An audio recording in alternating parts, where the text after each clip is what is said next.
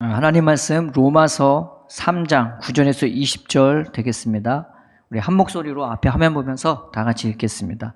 그러면 어떠하냐? 우리는 나으냐? 결코 아니라. 유대인이나 헬라인이나 다 죄 아래에 있다고 우리가 이미 선언하였느니라. 기록된 바 의인은 없나니 하나도 없으며 깨닫는 자도 없고 하나님을 찾는 자도 없고 다 치우쳐 함께 무익하게 되고 선을 행하는 자는 없나니 하나도 없도다. 그들의 목구멍은 열린 무덤이요 그 혀로는 속임을 일삼으며 그 입술에는 독사의 독이 있고 그 입에는 저주와 악독이 가득하고 그 발은 피 흘리는데 빠른지라. 파멸과 고생이 그 길에 있어 평강의 길을 알지 못하였고 그들의 눈앞에 하나님을 두려워함이 없느니라 함과 같으니라. 우리가 알거니와 무릇 율법이 말하는 바는 율법 아래에 있는 자들에게 말하는 것이니 이는 모든 입을 막고 온 세상으로 하나님의 심판 아래에 있게 하려 함이라. 그러므로 율법의 행위로 그의 앞에 의롭다 하심을 얻을 육체가 없나니 율법으로는 죄를 깨달음이니라. 아멘. 이제 앞에 부분을 요약해서 설명을 하자면은 로마서는 그 로마의 교회에 그 문제가 있는데 그 유대인과 그 교인들 가운데 그 헬라인 가운데 갈등, 그다음에 유대인 그리스도인들과 그다음에 유대교 유대인들 사이에 그 지역 간의 갈등을 해결하기 위해서, 그것을 봉합해 주기 위해서 사도 바울이 1차적으로 그 목적을 위해서 말씀을 편지를 해줬고요. 이제 두 번째 목적은 이 로마 교회를, 그 당시에 이 로마 교회만 사도들이 안 갔단 말이에요. 그래서 아직 다른 교회처럼 건강하게 세워져 있지 않는 그런 상태였습니다. 그래서 이 교회를 다른 교회와 교류할 수 있도록, 교제할 수 있도록 그 큰 공동체 안에 이 로마 교회를 들어오게 하기 위해서 이 로마서 이 편지를 쓴 거고, 이제 세 번째 목적이 땅 끝까지 복음을 증거하는 사명을 가지고 그 목적을 위해서 로마 교회에 편지를 쓰면서 이 로마 교회를 그 일을 하는 교두부 역할로 혹은 전초기지 역할로 세우려는 게 이제 로마서를 쓰는 사도 바울의 이제 목적이 되는 것입니다. 그래서 그것을 이제 믿음으로 말씀을 나누면서 그 봉합들을 하나씩 풀어 나가려는 게 이제 사도 바울이 이 로마서를 쓴 배경이 되는 것이죠. 그래서 1장에 뭐가 나오냐면은 죄의 문제부터 먼저 거론하기 시작한 겁니다. 그래서 1장에 누구에 대한 죄를 거론하냐? 이방인들에 대한, 그 헬라인들에 대한 이 죄를 고발하는 거죠. 그런데 하나님을 버리고 하나님을 떠나고 그들한테 어떤 변화가 오느냐? 영적인 타락이 오고요. 영적인 타락 다음에 그들에게 나타난 또 다른 타락이 뭐냐면 성적인 타락이에요. 그 다음에 나오는 게 도덕적인 타락이 나와요. 무려 도덕적인 타락 목록이 21가지나 나오는 겁니다. 그냥 물밀듯이 쏟아져 가는 거죠.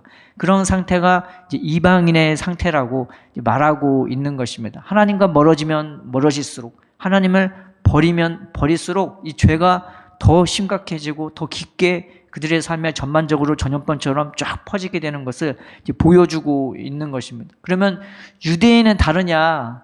이제 그 말을 이제 2장에서 하는 것인데 똑같다는 거예요. 유대인도 겉으로는 하나님 섬기는 것 같고 예배 드리는 것 같고 할례 받는 것 같고 이거 하나님을 말씀을 막 열심히 가르치니까 정말 하나님 잘 섬기는 것 같은데 그들 내면이나 삶은 이 이방인과 별반 다를 바 없다고, 오히려 심판받기에 더 이 확실한 사람들이 유대인들이라고 이 사도 바울이 이 장을 통해서 말하고 있는 것입니다. 그러면서 3장 1절에서 8절까지 사도 바울이 말하는 게 질문을 던지고 받으면서 그러면 유대인들은 도대체 우리는 뭐야? 우리는 아무것도 아닌 거야?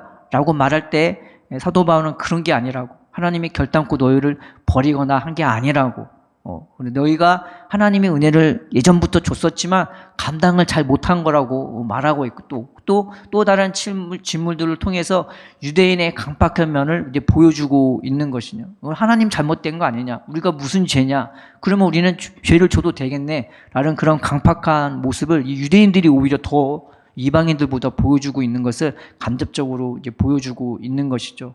그 말씀 다음에 9절부터 20절까지가 오늘 말씀이 되는 것입니다. 9절에 이 말씀이 있죠. 우리 한 절 한 절씩 살펴보면서 이 죄에 대해서 얼마나 사도 바울이 신랄하게 보여주고 있는지 하나씩 살펴봤으면 좋겠습니다. 그러면 어떠하냐? 우리는 나으냐? 결코 아니라 유대인이나 헬라인이나 다 죄 아래에 있다고 우리가 이미 선언하였느니라. 여기서 말하는 우리는 누구를 얘기하냐면요, 이방인을 얘기하는 거 아니고 그 다음에 유대인을 얘기하는 것도 아니고 지금 이 말을 하고 있는 사도 바울 자신을 얘기하고 있는 겁니다. 야, 그러면 이방인도 다 죄인이고 헬라인도 다 그리스도인들도 다 유대인들도 다 죄인인데 그러면 이걸 말하는 나는 어떠냐? 내가 너희들보다 낫다는 소리냐? 그 얘기를 하는 겁니다. 그리고 이 우리라는 것은 이 사도 바울과 그 일행을 말하기도 하고 예수 믿는 모든 그리스도인들을 다 지칭하는 말하기도 하는 겁니다. 그럼 우리는 낫겠냐고? 아니라고. 우리도 너희들과 똑같다고 그 말을 하고 있는 것입니다. 결코 아니야. 그 말을 하는 거고 유대인이나 헬라인이나 다 죄 아래 있다고 우리가 이미 선언하였느니라 라고 말하고 있죠. 이 선언이라는 것이 목소리를 크게 높여서 말하는 걸 선언이라 하는 것이 아니라 이미 법적으로 너희는 죄인이야, 우리는 죄인이라 이미 판결됐다고 그 말을 하는 것입니다. 그러니 이방인이나 그리고 유대인이나 그리고 예수를 믿는 우리들도 다 죄 아래에 있는 거고 우리도 그렇게 죄 가운데 살았다고 이제 말하고 있는 거예요. 유대인이나 헬라인이나 우리나 다 죄인이라고 이제 그 얘기를 하고 있는 것입니다. 근데 그 죄에 대해서 이제 얼마나 신랄하게 비판하고 있는지 기록된 바 의인은 없나니 하나도 없으며 시편 141편에는요 하나님 앞에 의로운 인생은 하나도 없다고 그렇게 나와 있고 시편 14편에는 하나님이 찾아보는데 누가 나를 찾나 봤더니 한 명도 하나님을 찾는 자가 없다고 그렇게 말하고 있는 것이죠. 그 말을 하고 있는 것입니다. 의인은 단 한 명도 없대요. 다 죄인이래요. 그 말을 하고 있는 거고 11절에 깨닫는 자도 없고 하나님을 찾는 자도 없고 다 치우쳐 함께 무익하게 되고 라고 나와 있습니다. 깨닫지를 못해요. 전혀 분별도 못하고 이해도 못하고 뭐가 문제인지도 몰라요. 지금 당장 현실만 중요해요. 지금 당장 내가 먹고 사는 것만 중요해요. 지금 당장 내가 이익을 버는 것, 내가 돈을 버는 것, 지금 그것만 중요하고 인간관계 누가 나를 화나게 하거나 자존심 상해 하면은 그 사람 내가 공격해야 되고 복수해야 되고 어떻게 저걸 갚아버릴까, 어떻게 하면 쟤를 내가 못 살게 굴까, 쟤를 어떻게 죽여버릴까, 이제 그런 생각만 하는 게 이 죄인들의 모습이라는 거예요. 그냥 깨닫지를 못해요. 그래서 뭐가 같이 엮여졌냐면 하나님을 찾는 거와 다 치우쳐 함께 무익하게 됐다는 말이 같이 묶여져 있는 것입니다. 열왕기 상에 보면요, 열왕기 상에 보면은 이스라엘이 이제 갈라지게 돼요. 어떻게 갈라지게 되냐? 솔로몬이 부인을 많이 두니까 이 부인들 때문에 마음이 갈려서요, 하나님을 섬기다가 우상을 섬기게 돼버립니다. 그래서 마음이 갈라지니까 나라도 갈라져 버렸어요. 그런데 북이스라엘은 계속 우상만 섬기는 거죠. 근데 그 우상 섬기는 모습이 그들이 여로보암의 길로 행했더라. 여로보암이 그들을 이끌었던 죄 가운데 행하며 여로보암의 길로 행하였다라고 그렇게 나와 있습니다. 그것을 이게 빨간색을 딱 쳐보면요, 열왕기상 15장에서 17장 사이에 그냥 한두 장 그 종이 전체가 거의 빨간색으로 칠해질 만큼요, 그들의 죄가 아주 추격돼 있단 말이죠. 그 가운데 그 제목을 하나 지목하는데 그들의 죄가 뭐냐? 헛된 것을 찾았대요. 무익한 것을 찾았대요. 하나님을 찾는 게 아니라 헛된 것 찾고 무익한 것만 찾으면서 계속 우상을 섬기는 거죠. 그러니까 그 이스라엘이 망하는, 북이스라엘이 망하는 것들이 뭐냐면은 하나님을 찾는 게 아니라 계속 헛된 것만 찾고 무익한 것만 찾고 그들을 유익하게도 하지 못할 것, 그들을 살리지도 못할 것, 그들을 영생에 이르지 못할 것만 찾는 것, 이게 바로 12절에 나오는 무익하게 한다는 그 말씀이 되는 것이죠. 그런데 열왕기가 아니라 역대기 하에 보면요, 하나님이 세우셨던 왕들이 있잖아요. 그 세웠던 왕들의 본보기가 되는 그 왕들이 있습니다. 공통점이 있는데 그 공통점이 뭐냐? 그들이 하나님을 찾았더라. 이 말이 늘 꼭 앞에 붙어요. 하나님을 찾았더라.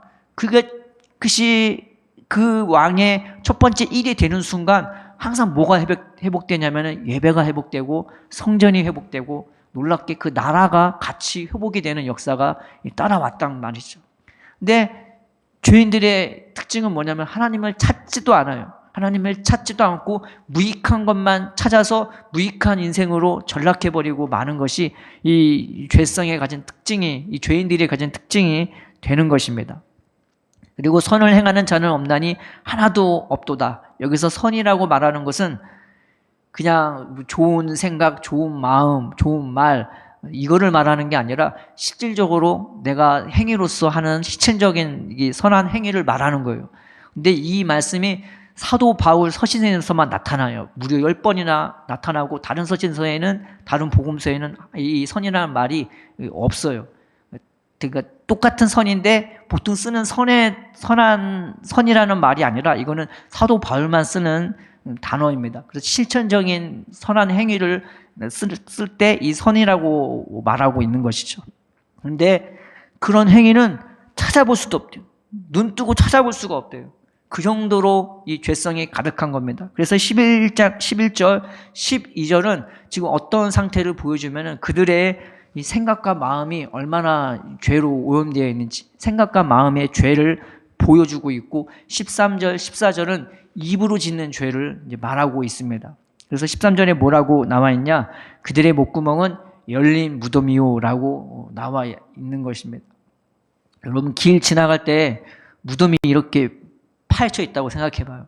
지나가는데 그거 보면은 험한 것이 나올까 봐 아주 끔찍합니다. 그런 거 보면 뭐 귀신 나올 것 같기도 하고. 근데 그 안을 들여다본다고 생각해봐요. 막 구데기가 있고 뱀이 있고 막 그러면은 그거 보는 것도 끔찍하고 해골 보는 것도 끔찍해요. 그런데 입이 그렇다는 거예요. 죄 가운데 있는 사람들의 입이 이 열린 무덤과 같대요. 이 열린 무덤이라는 말이 과거 부정이거든요. 과거 완료예요. 말하자면은 한순간만 이게 열렸다 닫혔다 이걸 말하는 게 아니라 예전부터 그냥 쭉 그냥 입이 항상 열린 무덤과 같다는 거죠. 그러니까 사람 입이 그렇다는 거예요.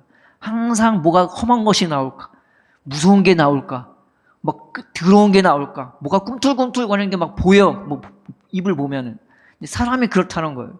그러니까 죄가 얼마나 심각한지 이제 그거를 보여주고 13절에 그 혀로는 속임을 일삼으며 이 입 말하는 거하고 속이 다른 거예요.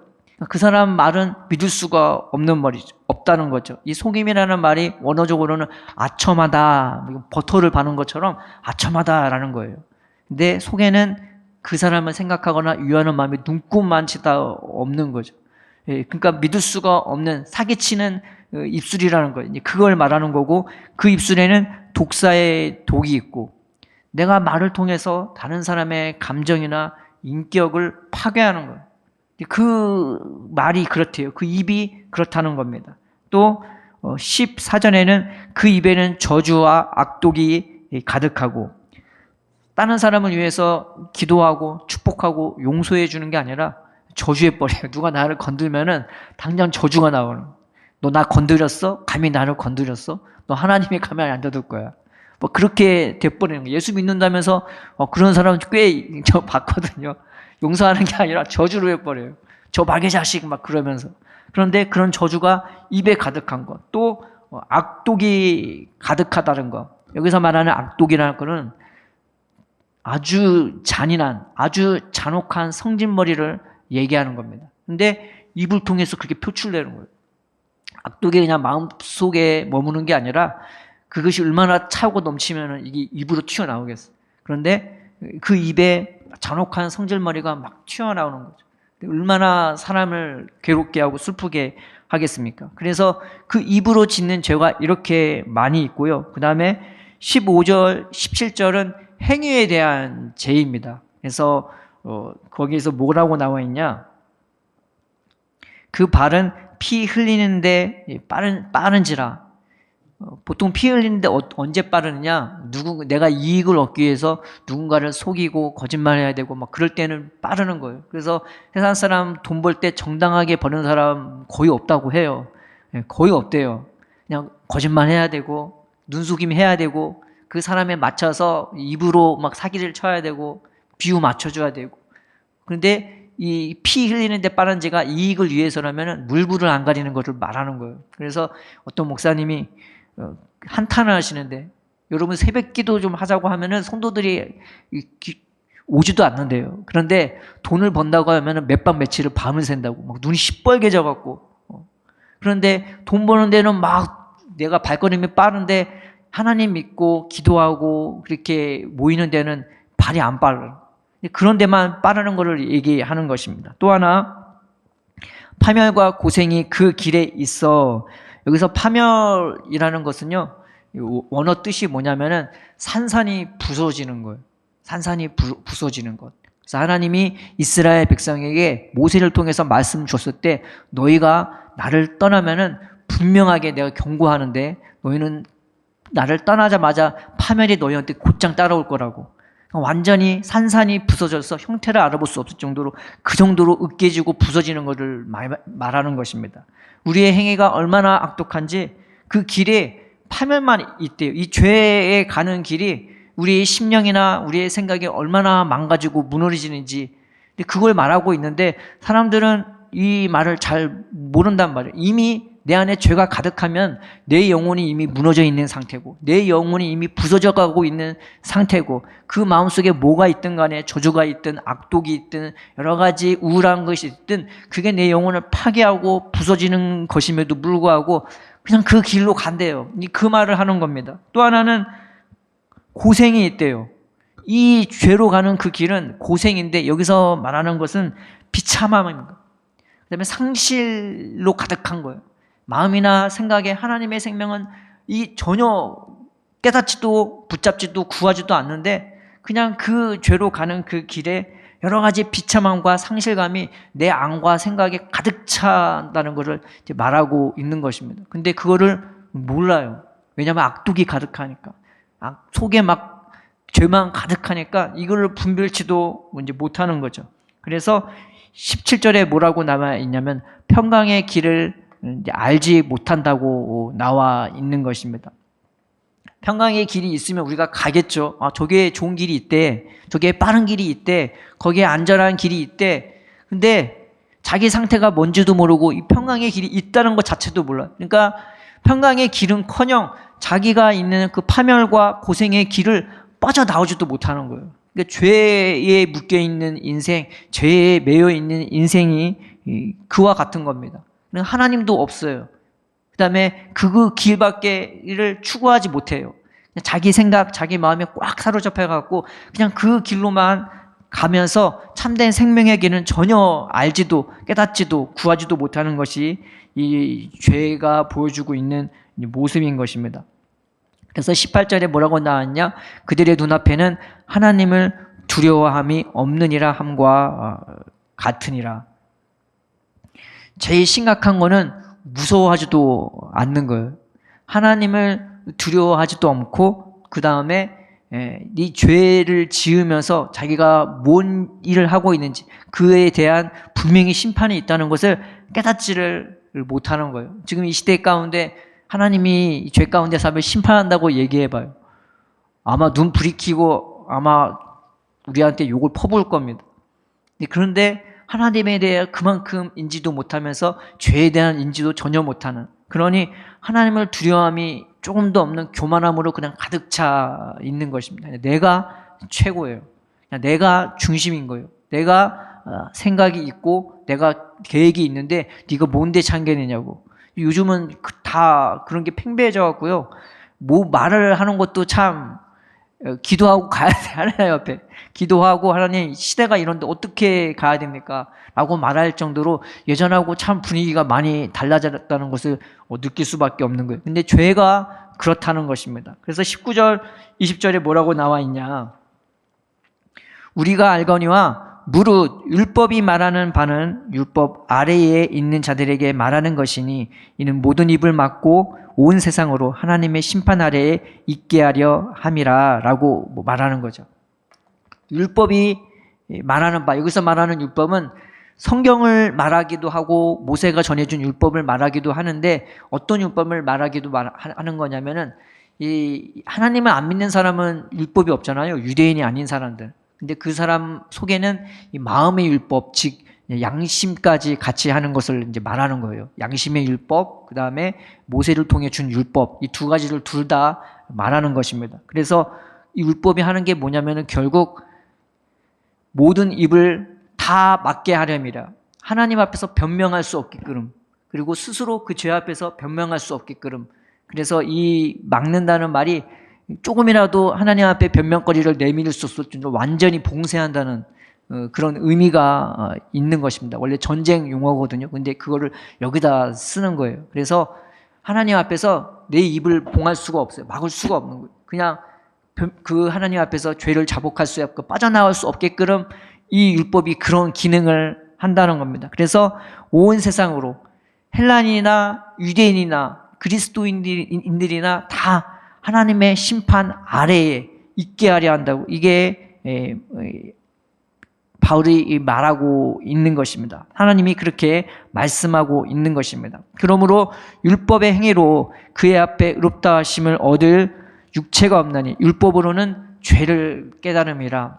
율법이 하는 가장 큰 기능은요, 하나님의 말씀이 하는 가장 큰 기능, 양심이 해주는 가장 큰 기능 중에 하나가 뭐냐, 이 죄를 깨닫게 하는 거예요. 이 죄가 얼마나 무서운지, 죄가 얼마나 우리를 무겁게 하는지, 그리고 죄가 우리를 얼마나 무디게 하는지, 죄 자체에 대해서도 무디게 만들고 나 스스로의 연약함과 무능에 대해서도 무디게 만들고 하나님에 대해서도 무디게 만들어요. 그래서 이 율법이, 하나님의 말씀인 율법이나 그 다음에 우리 양심의 율법이 이 죄를 깨닫게 해준다고 말하고 있는 것입니다. 그 다음에 뭐냐면 이제는 그 말씀을 하고 있는 거예요. 그러니까 예수 믿는 사람들이요, 보면은 요즘 시대는 죄에 대한 설교를 많이 안 한단 말이죠. 죄에 대한 설교를 정말 찾기 힘들어요. 은혜에 대한 설교는 참 많이 하거든요. 근데 죄에 대한 설교는 참 많이 안 해요. 그런데 성경은 예수님이 이 세상에 왜 오셨냐? 마태복음 1장에 나왔거든요. 죄에서 구원하려고. 죄에서 구원하려고 왔단 말이에요. 그럼 죄의 반대가 뭐냐?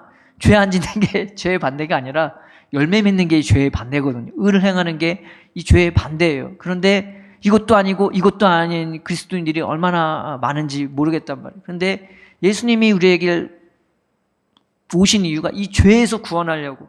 근데 죄도 인지도 못하는데 죄 가운데서 언제 나오겠냐고요.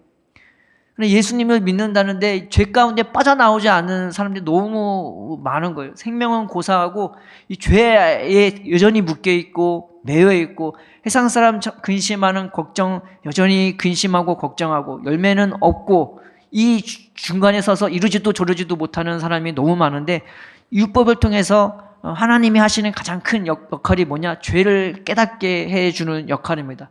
근데 놀랍게 예수님도 그 역할을 해주셨어요. 예수님이 나타나니까 시몬 베드로가 예수님 앞에서 맨 처음에 한 말이 뭐였어요? 주님, 나를 떠나달라고. 나는 죄인이라고. 깨닫게 되는 거예요.